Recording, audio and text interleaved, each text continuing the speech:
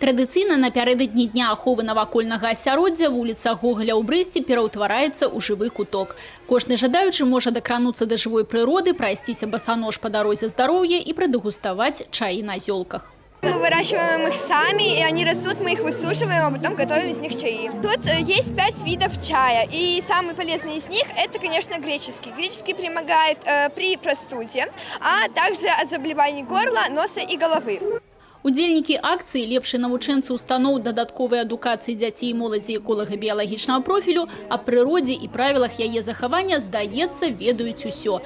І з задавальненнем дзеляцца сваімі ведамі з іншымі дзецьмі і нават дарослымі. Мы хотим рассказать людям о климате, как изменяется климат, хорошо, плохо для растений. Наша площадка посвящена мусору и отходам. Мусор нас окружает каждый день и повсюду. Для того, чтобы спасти планету, мы должны его сортировать и знать, как он вредит нашей планете. Например, та же самая батарейка. Одна выброшенная батарейка на улицу загрязняет 400 литров воды, ну или 20 квадратных метров земли.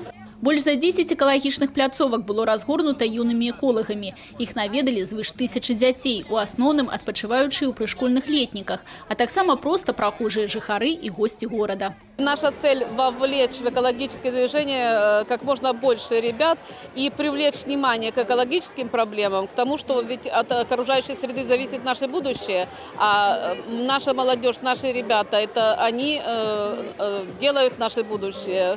Пастаянным партнёрам акцыі за зялёную Брэшчыну выступае абласны камітэт прыродных рэсурсаў і аховы навакольнага асяроддзя.